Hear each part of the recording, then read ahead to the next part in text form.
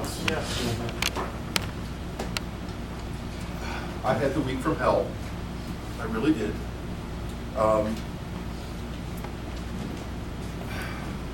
I understand that our medical system is designed for profit now.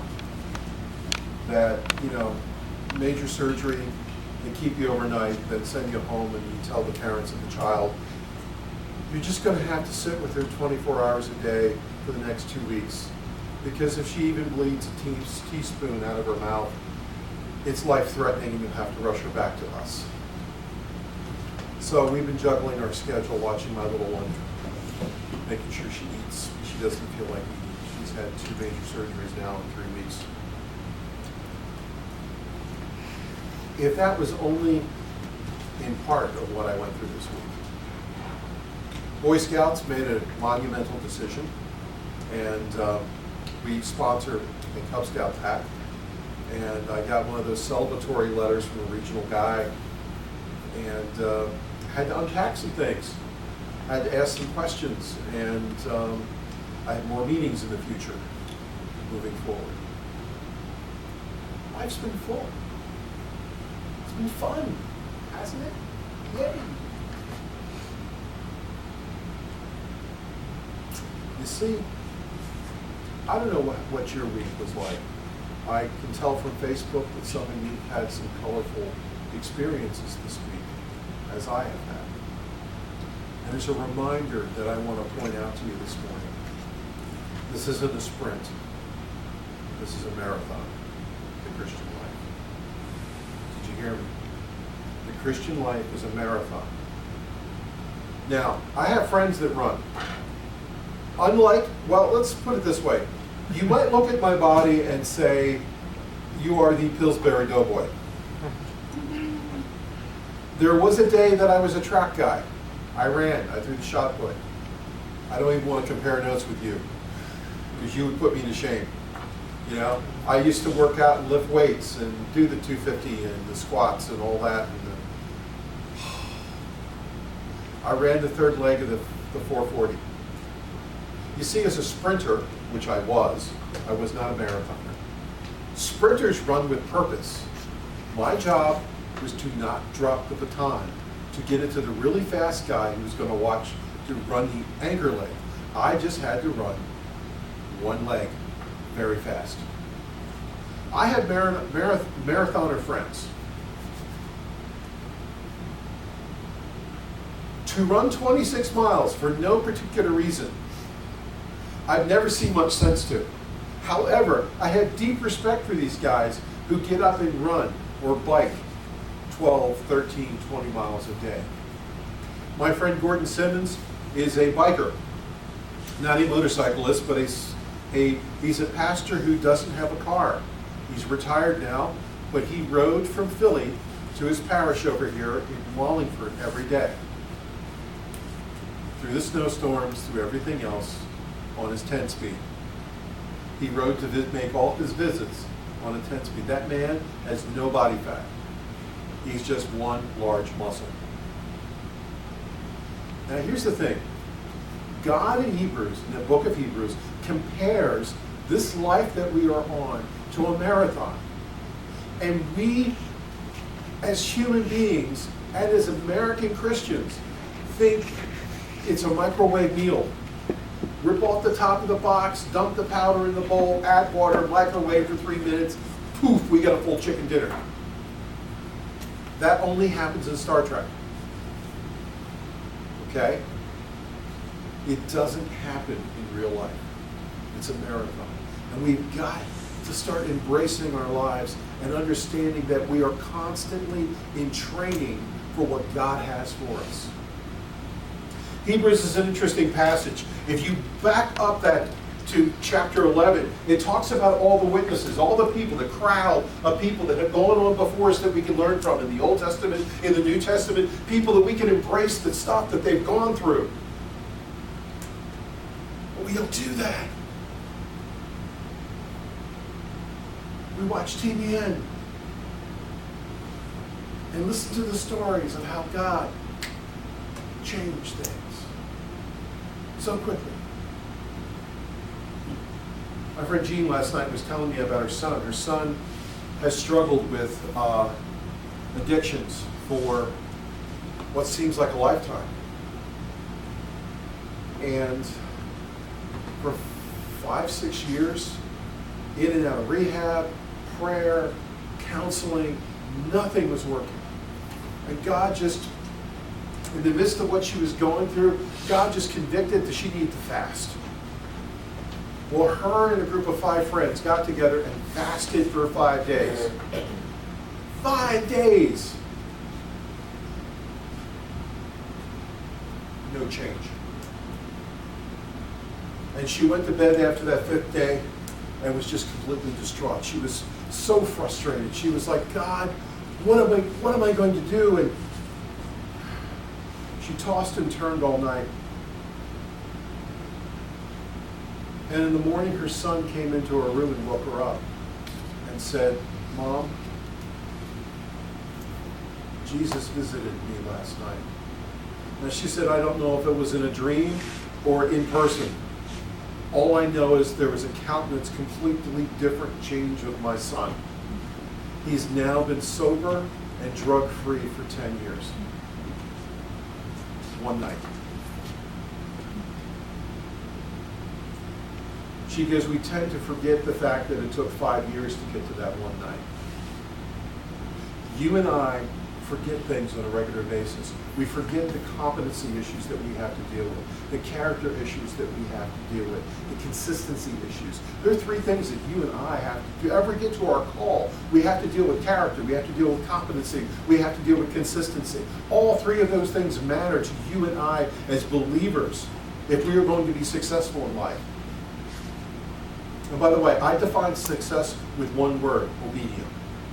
If you and I are to be obedient followers of Christ, to press in on His call, to press in on what He has for us to do, we have to realize it's a marathon. There are things that we're going to have to change in our lives, the things that we're going to have to do in our lives, the things that we're going to have to do consistently in our lives in order for us to succeed. And those are the hallmarks of every great athlete. Every great musician. Now listen, I wasn't a great athlete. I could hit a fastball. I hit one. I parked it off the roof of a barn. My coach was so excited, I never saw another fastball for 2 years. And guess what I discovered? I couldn't hit a slider. I couldn't hit a curveball. I was a strikeout waiting to happen. My knees, when I walk, you hear me click now. It's because when I was 17, my doctor said I had knees of a 39-year-old. I am not an athlete, but I am a musician. And I knew what it took to succeed. I knew what it took. It took a mentor. It took people investing in my life. It took hundreds and hundreds and hundreds of hours of commitment to training. And I learned something. Perfect practice makes perfect performance.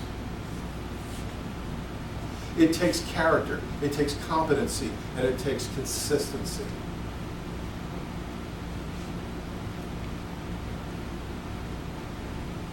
I'm going to give you 7 things this morning.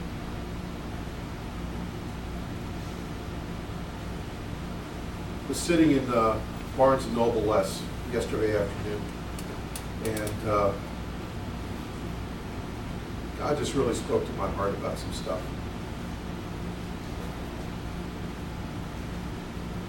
Rick Warren says it this way: your character is essentially the sum total of the habits you develop.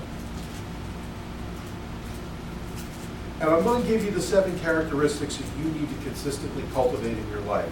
And it says this in Psalm 78, speaking of David.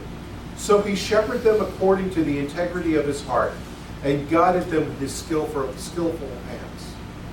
First of all, David had a heart after God. David was an absolute screw-up. He did some of the most horrific things that you could ever think a human being could do.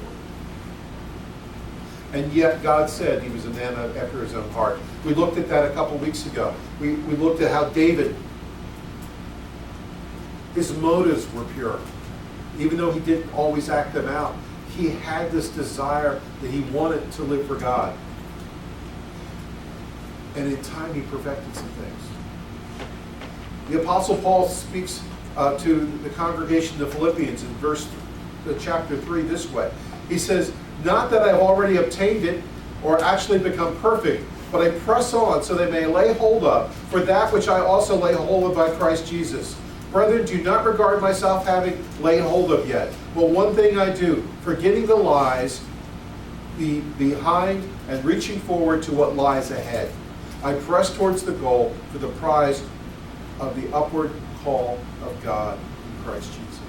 Paul says, listen, I don't look at my past, I press forward. I know from many of you in this room, you focus way too much on what went wrong in your life, who hurt you. Bugger on who hurt you.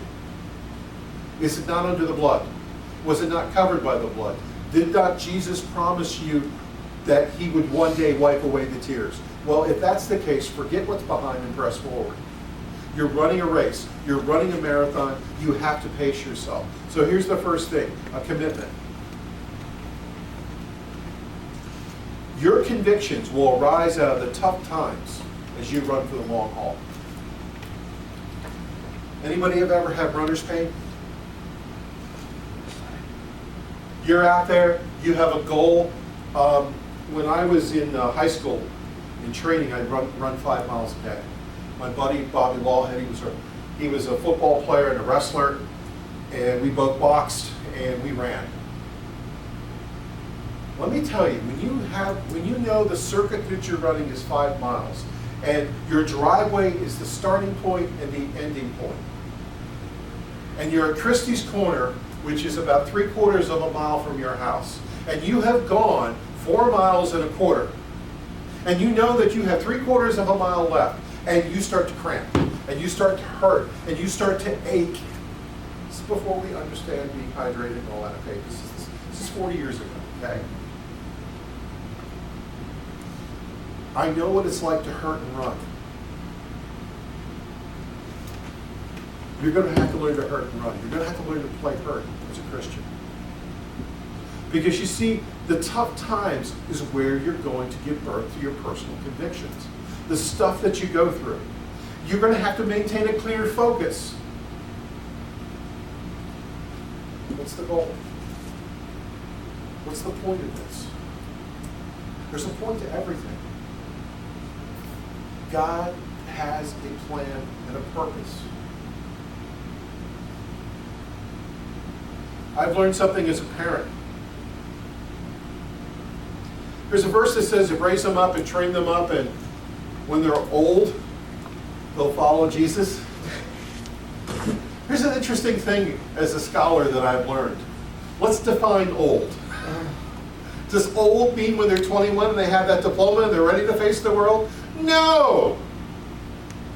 Biblically, it means they're going to be about 45 years old. I'll be dead and gone by then. You see, we live our lives without proper expectations. My whole point with raising my daughters is that one day, what God has birthed in their heart, they won't run from, but they'll press in on. It's the same way with you and I. There's stuff in our lives that we know isn't good for us. Hebrews says jettison it. Get rid of it. But we hold on to it. And it's the stuff that drags us down. Anybody ever run with weights? Train with weights?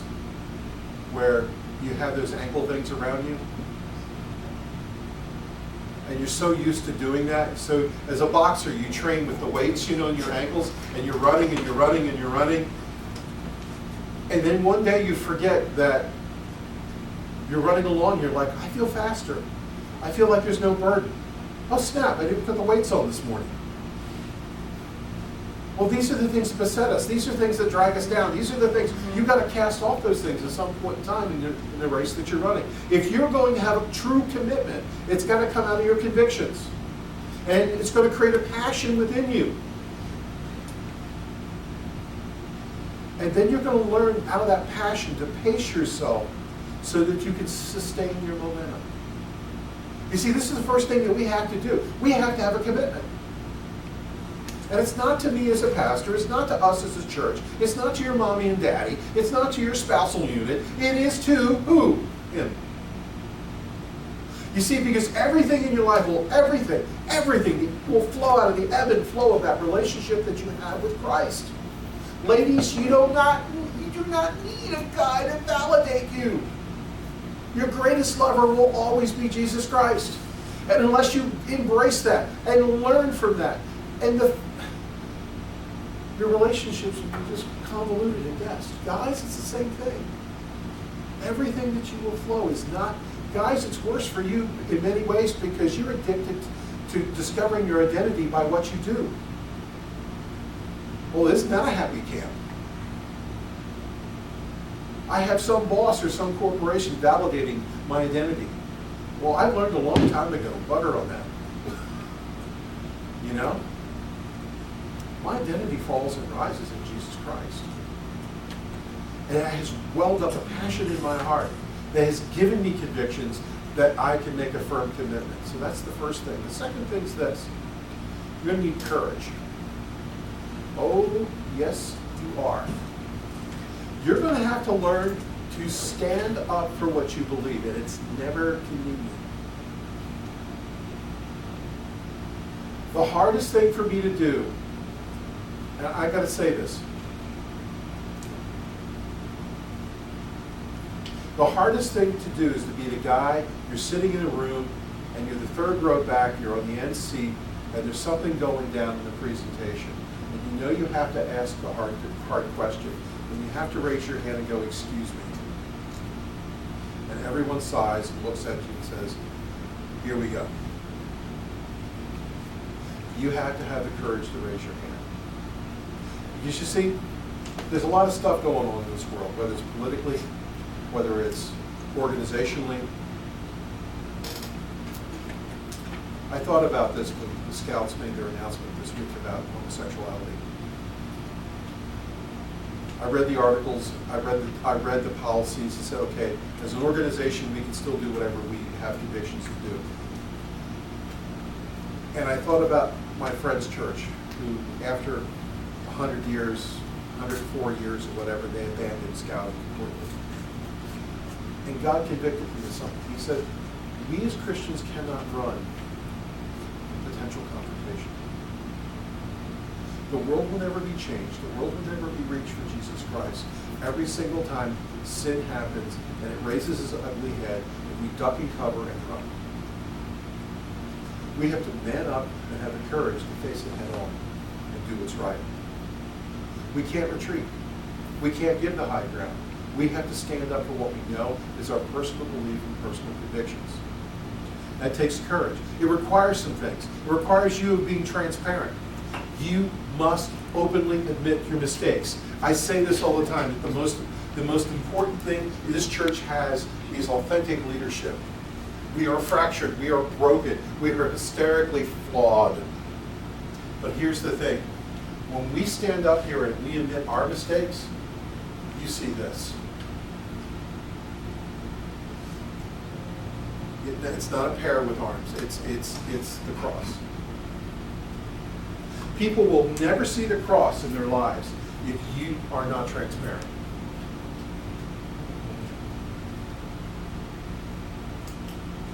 We have to openly admit when we screw up. We have to fess up. I tell people all this, you think we're really good now, wait till we mess up. You want to go far in life, you've got to be transparent. Yeah, you might get fired for being transparent. What's that got to do with anything? You're called to be transparent. You're called to be blatantly just honest with people. Because you see, that gives people hope. Too many churches have leadership that are stuck on themselves, where they're afraid to be open and honest about their lives. They put this mask, this facade, and people are struggling in the pews because they don't know how to. They look at their own lives, they look at their own brokenness, and they struggle with their brokenness, and they don't have the courage to face what they're facing, and they quit on God and they walk out the door, never to come back. Because somebody who is afraid to be transparent. Well, friend, if you want to be successful in life, you have to have the courage to be transparent. You also have to have the courage to face the opposition straight away and head on. Now, there's a caveat to this. You got to guard your motives, and you can never be reckless or ruthless in this category. But the simple fact of the matter is that you do have to face things out of humility. What's humility? Dare go I but the grace of God. This is where stories come into play, where you are talking to people and sharing truth with people and ministering to people. And the fact is that they want to hear your story. They want to hear what your struggles. They want to hear what you've gone through. And you approach someone with humility and say, listen, I don't agree with this decision. Let me tell you what God led me through. Again, transparency. Having that courage will change people's lives. Third thing, consideration. It's not about you.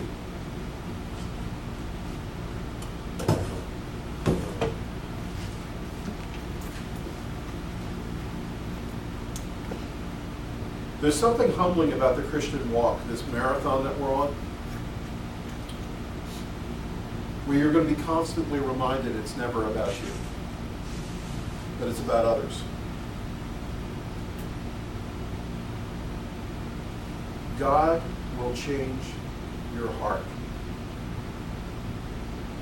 There was a time in my Christian experience where I was a corporate exec and I was a mercenary. I was very well paid for going and doing things. I was upwardly mobile. I had the BMW. We had a really neat condo and a high rise in an urban area. I hung out with cool people.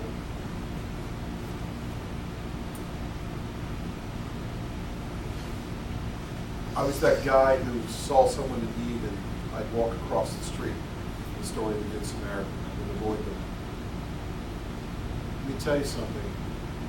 I spend most of my time now with young people who are trying to figure it out, or broken people who are desperately in need of help figuring it out. It humbles you. It changes you. It causes you to weep. I think of Pluto, who I get to see once a month. Sweet man, he really is. He probably looks 65 years old, but I don't think he's over 35. Drugs have been that cruel to him. He's dying.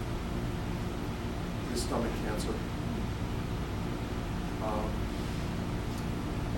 He's lived a horrible life. He is as annoying can be. When he wants his food box, he will call me 27 times a week in advance and ratchet it up right till the time that I give it to him.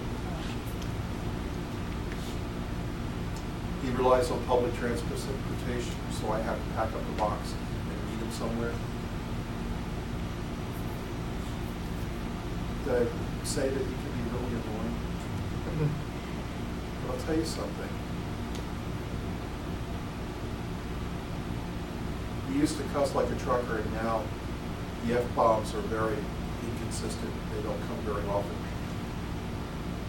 When I show up, he smiles. When I show up, he says, Pastor Chuck, is there anything I can do to pray for you? Can we pray for the city? Can we pray for so-and-so? Can we hold hands on the street corner wherever we are, and we pray? And I'm then reminded of the fact that, wow, look at how God is changing. I actually care about the God. There was a time in my life I wouldn't had given him the time of the day. And yes, I was a Christian at that time. You see, you have to have empathy for things. You have to see things through other people's eyes. You see, consideration comes out of a heart of genuine humility. God has to bring you through some things personally and break you to that point.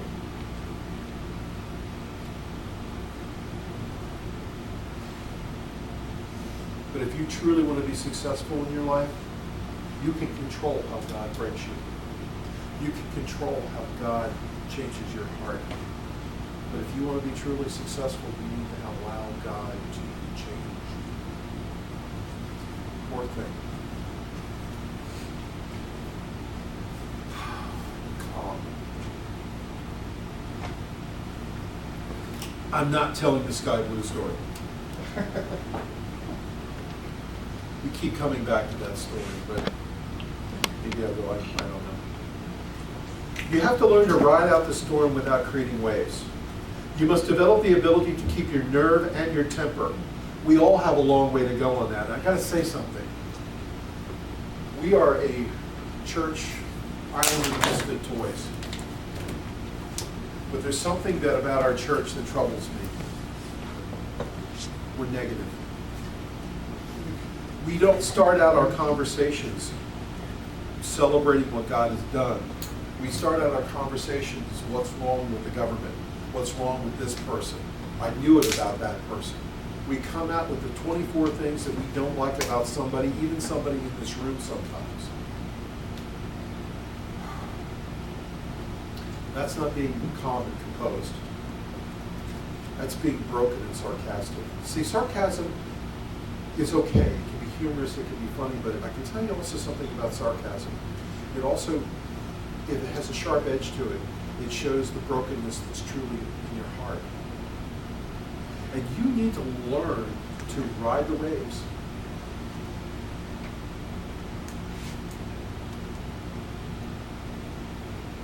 We can't afford to allow our hurts to crush others. We have to learn to be calm, composed. This is not hard. I'm still working. But we have to. There's another thing. We have to have caution. We have to stop and think about the consequences. These are things that you have to be successful in your spiritual life. You have to have caution. You've got to stop and think about the consequences. We have to learn to not be impatient, impetuous, being impulsive with the care that we have in life. Children will teach you patience. Dear Lord, do you know, I discovered something about raising children. You don't get out of it alive. You will be raising your children until you die. Some of you need to talk to your grandparents. Yesterday I was at Barnes & Noble. I learned something from my cat. You can hide in plain view. So I was in this area where I see people that I know, and I don't want to be bothered. I want my coffee, I want to read, I want to study the Word, you know. And I was sitting in this row of tables and chairs. Plain view, but no one could see me. People just walking by me, I'm like, I can escape that conversation. Sometimes I'm in that mood where I don't want to talk to people. So I'm hiding in plain view. But I was sitting here beside this British couple. They're shopping and they're reading, they have the stack of books on their table, and they have their 2 daughters. And Dad was doing impulsive things that dads do to torture their children. You know, he was saying things, doing things, reading things out loud, interrupting his daughters. Well, he forgot his reading glasses, so he went over and got a pair of glasses and put them on to read the story that he was reading to them. Except for they had this really big funky tag on the top of the glasses. You know, he just took them off the rack. And his wife is giving him a hard time, his daughters are giving him a hard time. He goes, okay, I'm just going to go buy them. He troops off to buy them. And the daughters are just like, Dad, I could not contain my quietness any longer. I looked over and said, excuse me, I am a pastor, I'm a trained counselor, and I have daughters your age, and I have to tell you something. You're going to marry somebody just like him. Number one, the mom starts laughing hysterically. And she goes on this long conversation with her daughters about, have you ever noticed your granddad? And how much my father is like your father. And she's pointing out all these traits in them and that kind of stuff. Let me tell you something. you will spend the rest of your life raising your kids. I said all that to say this. You need to stop and think about the consequences of life. You got to move slow sometimes. You have to be dead sure about what you're doing. You got to stop and consider what are the outcomes. My wife and I waited 20 years to have children. 20 years. And then we went from 0 to 5 in 3 months. I do not recommend that. Do not do that. You know, as foster parents, we've helped raise 8 kids. Or as I said as a youth pastor, I raise other people's children. But 2 of them have become mine. And I love them dearly. And I had this epiphany as becoming an empty nester. The problems now are just more expensive. There is more drama now when there are problems. And I'm like, wow, I've got some really awesome, cool, great kids. But guess what? They have quirks. They are broken.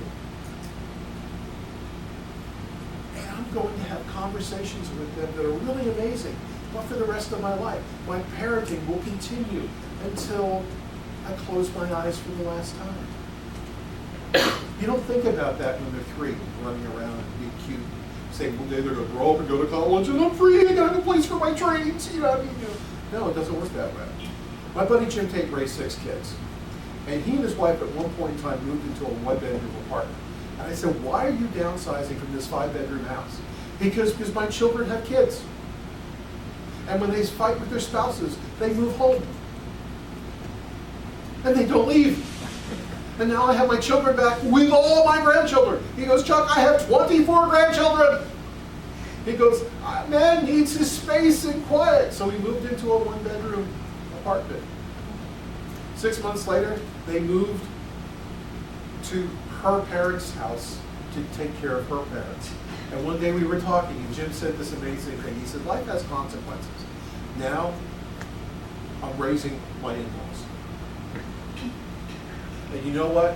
One of his children went through a horrible divorce, a very abusive situation, and she moved home with her kids. And to this day, she is living there, taking care of them. Listen, life has consequences. You need to be cautious in what you do, because some of the decisions that you're going to make on this journey, in this marathon, are going to have lifelong effects. So what have we learned so far? We have learned that you have to have a commitment, courage, consideration, calm and composure, caution. You also need compassion. Compassion is empathy and caring put to action. It begins with curiosity about others and their stories and their experiences. And it creates and births this benevolent attitude and having a predisposition to care about people. This comes in with not being judgmental. The fact is, God, I go back to Pluto. I first met him in a halfway house. Every third word was an F-bomb. I was like, I don't know if I can handle this relationship. But over a year and a half, I've seen him move and get his own place. I've seen him come to Christ. I've seen God change. I've seen God completely change a countenance in his life. And in the midst of all of that, God has used that to birth even more compassion in my own life for hurting people. Because I see hope. I see change. I can see God at work. And you need, in this marathon that we are running to be successful, to allow God to birth that passion and compassion in your life. Because it will feed who you are. Listen, greatest thing you will ever learn. If you are taking care of other people's stuff, God comes around behind you and takes care of your stuff. It's true.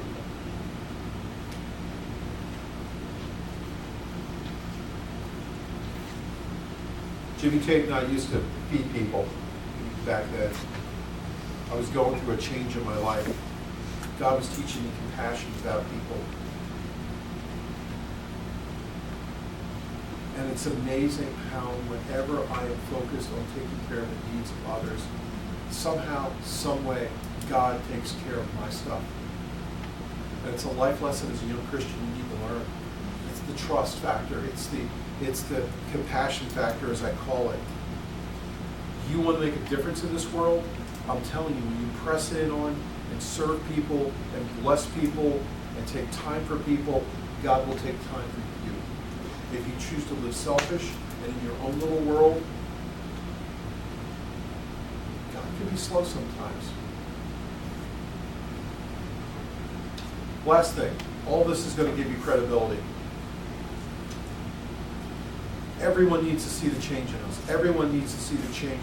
If we are going to see the world changed, we must have credibility in the world. Doesn't mean they're going to respect us. Doesn't mean they're going to love our Jesus. What it means is it's earned. It's currency. And it flows out of your own personal transformation. And that's where I'm going to leave you this morning. You got things to work through in your life. The Bible says, run with endurance. Run towards the prize. You got to forget the past. You got to move forward. You have to allow these things to work through in your life if you want to be successful. All that in the first 10 verses of Hebrews.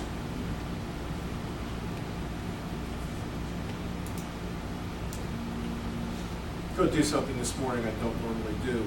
I'm going to field questions. Anybody got any based upon what we just talked about?